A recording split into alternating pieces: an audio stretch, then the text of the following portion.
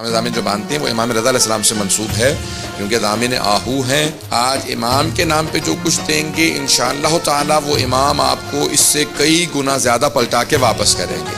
ائمہ علیہ السلام کسی کا ادھار نہیں رکھتے، جو آپ ان کے نام پہ خرچ کر دیتے ہیں وہ آپ کو پلٹا دیتے ہیں، کئی گنا ہو کے واپس آتا ہے۔ امام علیہ السلام کے بے انتہا مناقب و فضائل ہیں، لیکن واحد امام ہیں جن کو رضا کہا جاتا ہے، امام علی بن موسیٰ الرضا علیہ السلام۔ رضا یعنی جس کی خوشنودی خدا کی خوشنودی ہو اور وہ خدا کی ہر مرضی پہ راضی ہو۔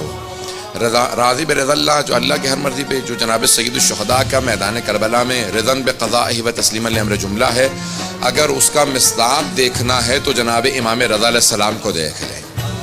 امام کے بے انتہا فضائل و مناقب ہیں۔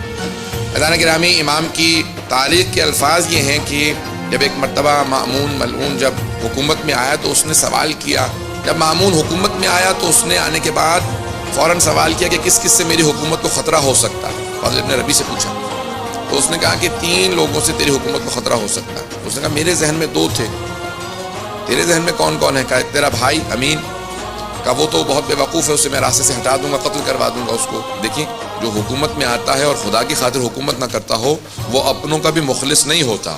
تو کہا اور؟ کہا کہ اس کا جو وزیر ہے کہ اس کو بھی میں راستے سے ہٹا دوں گا۔ کہا تیرے ذہن میں تیسرا کون ہے؟ کہا علی بن موسیٰ الرضا علیہ السلام۔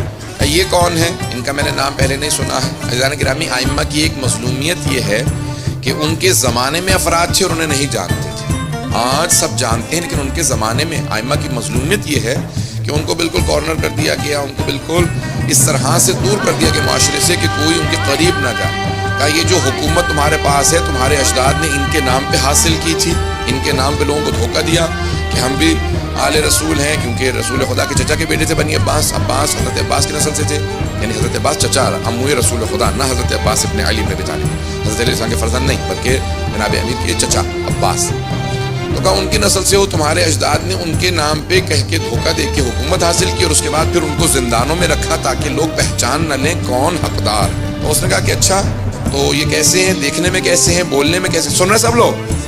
کہا دیکھنے میں کیسے ہیں، بولنے میں کیسے ہیں، جب گفتگو کرتے ہیں علم کیسا ہے؟ کہا کہ جو ایک مرتبہ انہیں دیکھ لے وہ انہی کا ہو جاتا۔ علم ایسا ہے جب کلام کرتے ہر انسان انہیں سننا چاہتا۔ علم لدنی کے مالک ہیں، کلام ایسے کرتے ہیں کہ ہر انسان مجذوب ہو جاتا ہے، کشش بہت زیادہ ہے، اور ان کے یہ اپنے عصمت کے قائل ہیں، معصوم ہیں، اس لیے ہر طرح کی لغزشوں سے پاک ہیں، ہر طرح کی آلائشوں سے پاک ہیں۔ توجہ کیجئے گا، وہ اپنا عقیدہ پیش نہیں کر رہا تھا، وہ ائمہ کا عقیدہ بتا رہا تھا۔ کہ یہ کہتے ہیں کہ معصوم ہے اس لیے لغزشوں سے بہت پاک ہیں، کہ جو ایک مرتبہ ان سے مل لیتا ہے وہ ان کا ضرور گرویدہ ہو جاتا ہے، وہ ان کا مرید ہو جاتا ہے۔ کہ اور شخصیت کیسی ہے؟ کہ شخصیت بہت وجیح ہے، چہرے پہ جلال ہے، ہیبت ہے، بہت خوبصورت ہے۔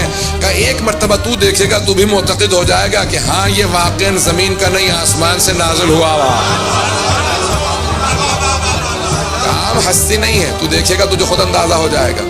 اور لوگ اگر ان سے ملتے ہیں قریب ہے، کہ لوگوں کو ہم نے دور کر رکھا ہے لیکن جتنا لوگ ان سے ملتے ہیں ان سے قریب ہوتے چلے جاتے ہیں۔ کہاں رہتے ہیں؟ کہ مدینہ منورہ میں رہتے ہیں، اپنے جد رسول خدا کے روضے کے قریب رہتے ہیں۔ کہ ان کا وہاں رہنا ہمارے لیے نقصان دہ ہے، کیونکہ جو حج پہ جائے گا مدینہ جائے گا، جو ملے گا وہ ان کا ہو جائے گا۔ کہ ان کو کسی طرح سے خراسان لے آؤ۔ اس وقت مشہد میں نہیں تھا، مشہد امام کی وجہ سے نام رکھا گیا، توس اس کا نام تھا، قریب میں مرو میں جہاں پہ اس کی حکومت کا دارالخلافت تھا، وہاں پہ ان کو منتقل کیا جائے۔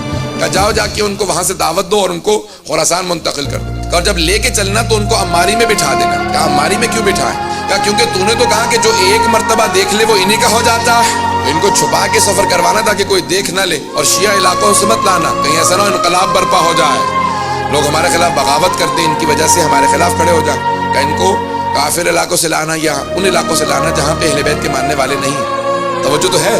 کہ اب سفر شروع ہو گیا، یہاں سے گئے، امام سے کہا کہ آپ خراسان میں آپ کو طلب کر لیا گیا۔ امام نے اپنے سارے بہن بھائیوں کو جمع کیا، بنی ہاشم کو جمع کیا، سادات کو جمع کیا، اور کہا دیکھو جس طرح سے جناب امیر جب گئے تھے نا مدینے سے تو جانتے تھے میں پھر واپس کوفے سے نہیں آؤں گا، جس طرح سید الشہداء گئے تھے جانتے تھے، اس طرح سے میں بتا رہا ہوں کہ میں واپس نہیں آؤں گا، یہ میرا آخری سفر ہے اور اسی کے اندر میری شہادت ہو جائے گی سفر میں۔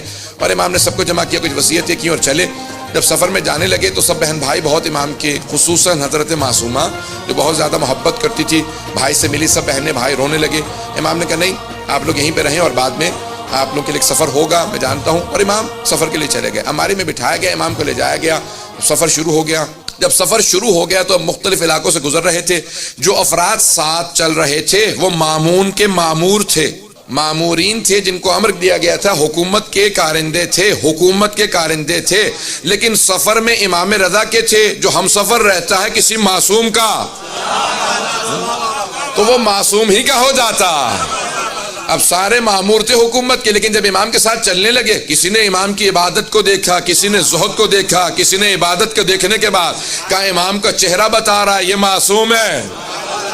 اب اکثر مامون کے کارندے امام کے ساتھ چلنے کی وجہ سے امام کے ہوتے چلے جا رہے تھے. جو نہیں بھی مانتے تھے وہ دل میں ماننے لگے تھے.